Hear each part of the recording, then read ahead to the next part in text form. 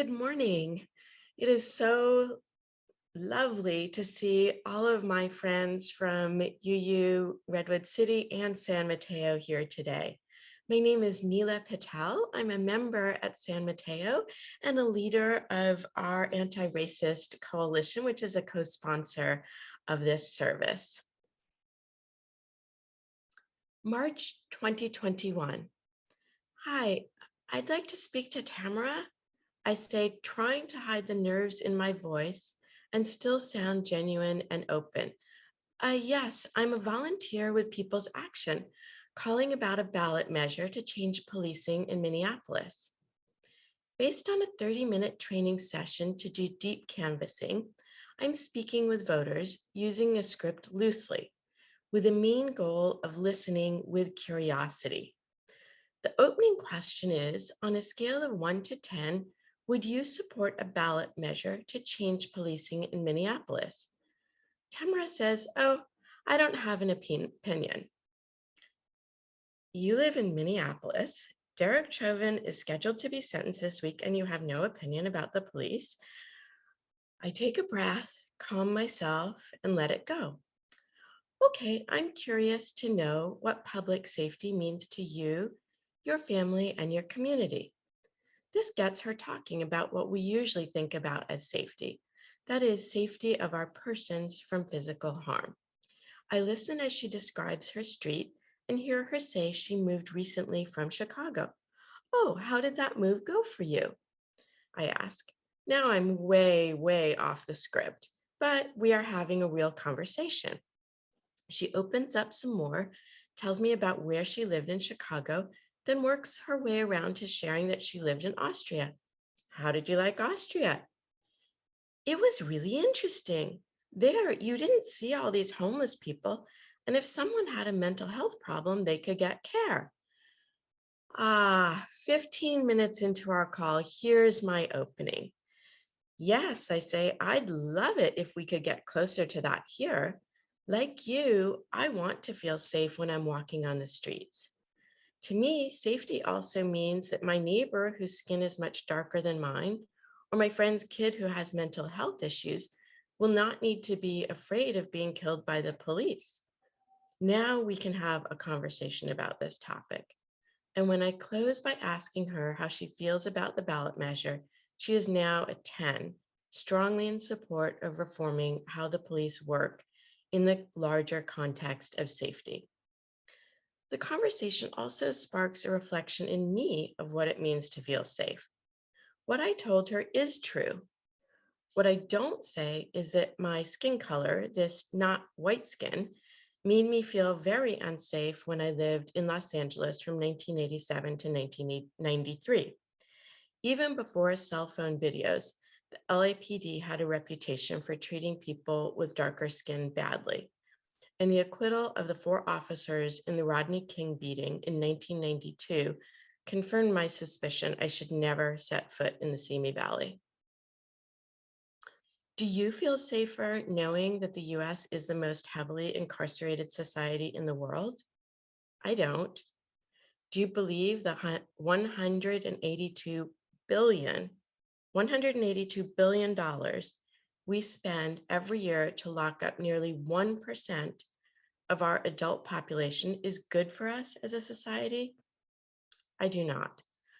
I cannot square the system we have with our UU first principle of the inherent worth and dignity of every person, nor with our second principle of justice, equity, and compassion in human relations. On a scale of 1 to 10, how strongly do you believe we need to rethink public safety? Everything from policing itself to what justice means. I'll ask you to consider some recent data from an article from Emily Bazelon. And yes, when I say data, I'm still a scientist at heart, so you won't be surprised. In the Boston area, in 67,000 misdemeanor cases, quote, people arrested but not charged for offenses like drug possession and shoplifting were less than half as likely as those who were prosecuted to be arrested again 2 years later. In Harris County, Texas, quote, people charged for the first time with felonies, including drug possession and theft, were almost half as likely to reoffend over 10 years if they were offered an alternative to prison. Why is this? Because in our country, a prison record creates major hurdles to employment. We know what works to create safer communities, and we've known for a long time. Having more police visible in communities, even without increasing arrest rates, is helpful to deter crime, but that alone is insufficient. Jane Jacobs observed in 1961 in her book, The Death and Life of Great American Cities, that the design of public spaces is essential to public safety.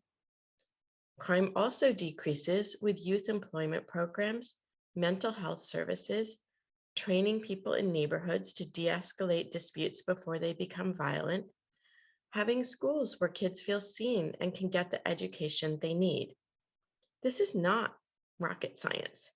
It does require that we move from the idea of revenge and punishment to wholeness and justice in our communities. It requires our sustained engagement with elected officials, changes in national, state, and local policies, and budgets to move those billions spent on prisons into investing in our communities, in our people. It's doable, and we're part of a larger movement on a national scale. On a scale of 1 to 10, how interested are you in being part of the solution now? Wow. I just have to say I'm kind of more emotional than I thought I was going to be this morning. Good morning, UUSM, UUFRC, and many guests that we have. I'm excited to see you all here. I'm Becca Kieler. I'm a member of UUFRC Social Action Committee and UUSM Anti-Racism Coalition. I'm excited that you're all here, and I'm really honored to be introducing our guest speaker today. I met Paul while doing some community work about a year ago. His passion and his ability to speak from the heart totally hooked me and made him an instant friend and turned me into an advocate for his work in restorative justice. Paul has what he calls lived experience in juvenile and adult criminal legal system. After being charged and tried as an adult at 17, he was sentenced to life without parole. Due to SB 9, juveniles who were charged as adults were allowed to have their cases reviewed, and Paul was released after almost 25 years, 10 of which he spent in solitary, 12 of which he spent in solitary confinement. Since his release almost 5 years ago, Paul has been very busy. Two of his main efforts are as Juvenile Justice Prevention Commissioner and Legislative Coordinator for San Mateo County. And he's also the co-founder of Re-Evolution, which is very close to his heart. He is committed, bottom line, his life to advocacy for restorative juvenile justice reform. I'm taking a guess here, but I'm guessing many of us don't know a lot of people who've been in jail, let alone in prison. I want to ask you to look inside for just a moment.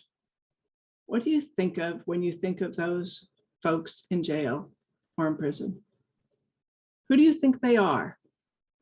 What are they like? Are they like me?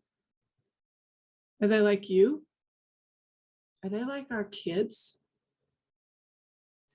Now that that's firmly in your mind, and I hope in your heart, I want to leave you with this quote from Byron Stevenson from Just Mercy. Each of us is more than the worst thing that we have ever done. Now I want to introduce you to someone who's proved that, my dear friend, Paul Bocanegra. Paul? Thank you so much for that introduction. And thank you all for having me today. It's been a very emotional service, just listening to how we're walking into this as a community. And so before I begin to speak a little bit of my plight, I want to read the 7 UU principles because they really touched me when I became aware of them. Number 1, the inherent worth and dignity of every person. And I'd like to add there, especially our youth, they are people. Number 2, justice, equity, and compassion in human relations. Number 3, acceptance of one another and encouragement to spiritual growth in our congregations. 4, a free and responsible search for truth and meaning. Number 5, the right of conscience and the use of the democratic process within our congregations and society at large. 6, the goal of world community with peace, liberty, and justice for all. 7, respect for the interdependent web of all existence of which we are a part. We live out these principles within a living tradition of wisdom and spirituality drawn from 6 sources as diverse as science, poetry, scripture, and personal experience. Good morning. My name is Paul Bocanegra. I am the co-founder of Re-Evolution. I am also a survivor of the school to prison pipeline. I was born and raised to immigrant parents who were living in the shadow. My mother was born on a cotton field. My dad was born in the mountains of Mexico. I was born in East San Jose, a very impoverished area that still continues to be impoverished, aggressively policed, and controlled by gangs. I began my life like any ordinary Mexican-American kid in the community. My first language was Spanish, and I didn't begin to learn English until I attended school, where I received a lot of trauma, a very toxic environment controlled by an organization that I would later join once I arrived to prison. Who would have thought? Being exposed to many traumas in my community really put me in a position to eventually be accepted and wanting to join that which we feared. They call that, there's a specific name for that, and I just drew a blank. I was traumatized. Eventually, I would submit to the influences in the community, and at 13, I would join a gang. Adults providing substances, illegal substances, and guns to kids. Got jumped into the gang for acceptance. This was my family in the community. This was my family that would protect me from adult predators that existed in our community. And this association, this relationship would put me in a position at the age of 17 after summer school, coming home with my other friend who was 17. We see an older gang member from our community, give him a ride. What we didn't know is he was armed with a gun, and we encountered rival gang members without ever having a gun, without ever asking someone to discharge a gun, without ever possessing a gun. When he shot into another vehicle to rival gang members who also had guns, that would lead me to be tried as an adult. 17, it was no accessory. It was as if I pulled the trigger myself, that I had the agency to tell this adult gang member to commit this horrible crime. I didn't cooperate. In my community, we're taught to fear the police. And as my parents living in the shadows, I was taught not to rely on police. And so I did not cooperate. And in that regard, I was just as culpable. I had a 5th grade education level. That's why I was in summer school, attempting to catch up to that average 17-year-old kid. And I was quickly tried as an adult, ripped away from my parents who didn't speak the language, who didn't understand the criminal justice system, and that lacked the financial means to provide a defense for their son. Tried as an adult, without no resistance, without no support, without ever speaking to a psychologist. I was put into the adult criminal justice system, where I was quickly condemned to life without parole plus 4 years. What that did to me as a juvenile was put my life in perspective, that everything was out of reach to me. I had already felt that, but that was the nail in the coffin. The things that the judge told me I was and that I would never do just really destroyed me as already a broken child, a broken kid. And then I was funneled off into the system just like that. My parents not being able to do anything besides follow me from institution to institution where the criminal justice would send me. I began my time in CYA, where I was set up into gladiator fights for staff's entertainment. They were indicted in 2000 after I left for this conduct. I also engaged in sexual relations with female staff there. It was just more trauma upon trauma. Funneled from there into the adult prison system, I encountered a level of predators that I was not ready for. And I had friends there that were 14, 15, 16, 17. We were kids growing up with the worst of the worst. Think about it, Charles Manson, these Richard Allen Davises that were out there, just the hardest, the worst that California had to offer. Myself, as well as other juveniles, were on the yards with these predators. I did what I did as a kid. I made the same decision. I quickly joined the gang for protection. What I didn't know was that you have to prove yourself to a gang. Again, the same adults who exploited us juveniles as youth in the community were now exploiting us again. However, it was a safety net. I had seen friends raped. I had seen friends murdered. I had seen friends take their life. And I had seen friends that had just lost their mind from one day to the next. That's not something I wanted. I had been fighting my whole life, and I thought that I had to continue to this fight. And in joining this gang, as well as being attacked constantly from different people, I joined the gang for protection, and I began to defend myself against these adult predators that had very much more in-depth experience of exploiting youth. It was very easy for them to exploit us. Because I resisted, I was sent to solitary confinement. I found myself again, 17 years old, being funneled through this pipeline at Pelican Bay SHU, security housing unit for the worst of California. I found myself there in 1997, November of 97. In shock, did not know what to expect.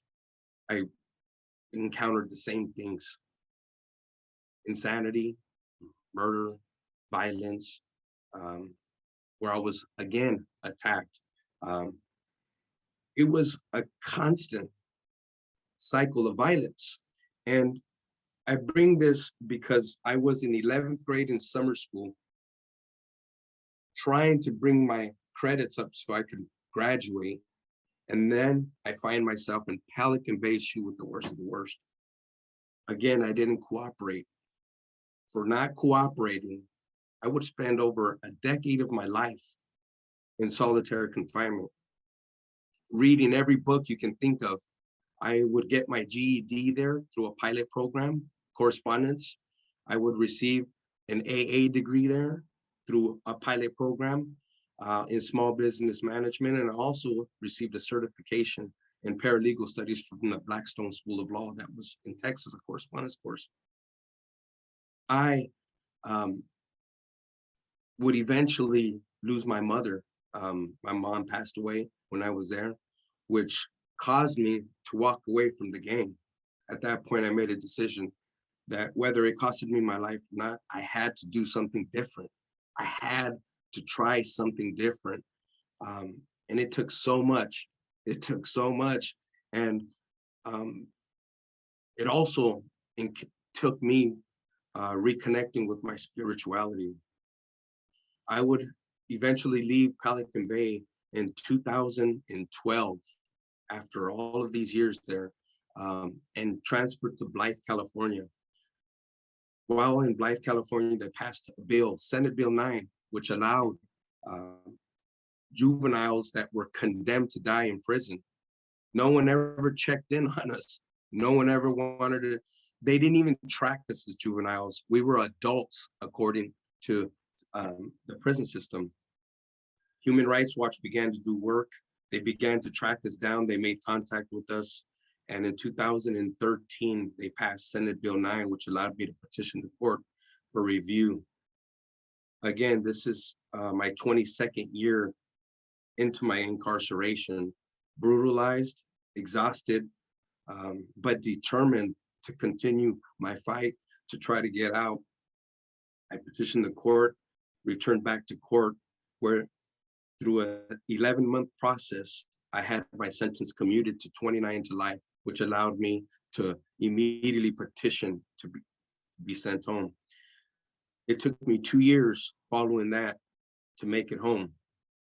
Just like that, overnight, from the cage, from this brutal life that I endured, to the community. September 28th, 2017, I re-entered the community. Still 17, still extremely traumatized, suffering from PTSD. I was hoping to enter into a transitional program that would give me the life skills that I needed. I had never lived with a female. I had never been grocery shopping. I never owned a car. I never had a driver's license. I was completely relying on my parents. And then I was stripped away by the state. And now I was back in the community with no life skills. I transitioned to San Mateo County, where I live with my wife here in Eagle Hill. And no one ever approached me, no program, no organization, only the police department who raided my home here, searched my home, interrogated my family, and then would later call me to the police station from work and threaten me. That is how my transition began. When I came home, I told myself something had to change. What is going on here? No one is helping me. So I became involved with the Juvenile Justice Delinquency Prevention Commission here. I wanted to invest myself. I wanted to help direct the community on how to better receive us youth.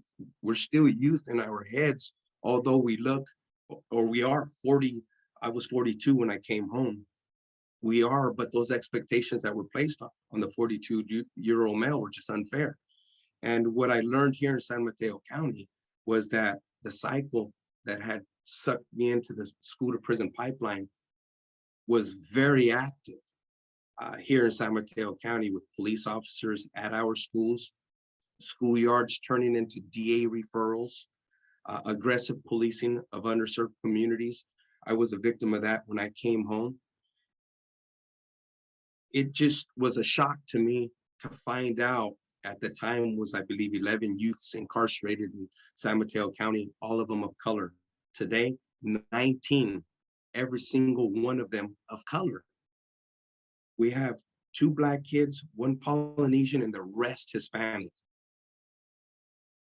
It doesn't make sense how we police, where we police, and why we police. But these are youths that are being put into the school to prison pipeline right now. Here, every time I go to Half Moon Bay, I have to see these kids on the mountain. Such a beautiful scenery, but knowing that they are headed toward where I was headed to at their age. And I became involved. I became more involved. I co-founded my nonprofit Re-Evolution to help people better understand in the community who we are when we come home, as well as to prepare those of us coming home to deal with the barriers that exist in the community. Since coming home, I co-founded Re-Evolution. I joined the Juvenile Justice Delinquency Prevention Commission, where I'm just a volunteer for these youth here. I also am a member of the Latinx Advisory Committee to Senator Josh Becker. I am the vice chair to Fix in San Mateo County, which seeks community oversight alongside of our sheriff's department that lacks accountability. And most of the work that I do here is just volunteer. I attempted to get a job here. When I came home, I was rejected. At the Menlo Methadone Clinic, at the Menlo Park Methadone Clinic, I was asked on a job interview to leave the premises because I was on parole. I went to a job interview at the Peninsula Conflict Resolution Center. I was interviewed by 2 armed police officers. I was terrified of that, and I didn't get the job. So I work full-time in Oakland. I have to commute, but everything I do for my community has been volunteer. I recently authored a resolution, which was 2022-02, that would ask, and that would secure my rights as a 17-year-old, because no legislation exists today in the state of California that protects 16 and 17-year-olds from being sent to the prison system as I was. So I asked the commission, and it was co-authored by my friend Joanna Rasmussen, to secure the 17-year-old rights, Paul Bocanegra, and it passed unanimously. And now we're asking that the DA cease the practice of trying these kids as adults and putting them into the pipeline, because that is not restorative. Tuesday, Board of Supervisor meeting, I was able to interact, and it's public now, interject in the pipeline that they were trying to create. Chief of Probation, Keen, was trying to create a pipeline for youthful girls from Santa Cruz County to be incarcerated here at our camp. I was able to have that shelved because of the words I spoke, as well as 2 other community members. There are pipelines being created right now by our county leaders that need to be held accountable. These things are being snuck by us. We have 0 girls incarcerated in San Mateo County. We finally reached our quota. So Chief of Probation was attempting to start funneling in girls to be incarcerated here for $125 a day. That is not how San Mateo County operates. We seek alternatives to incarceration for our youth, not the expansion of incarceration models to neighboring counties. When we reach our quota, we want to keep kids out of cages. And in this case, they see it as job security, bringing other people's kids in to our county to be incarcerated. I'm running out of time here, but I do want to share that everything that I do is strictly for the youth. Up until now, I haven't been paid. Everyone that I work with in the county is being paid.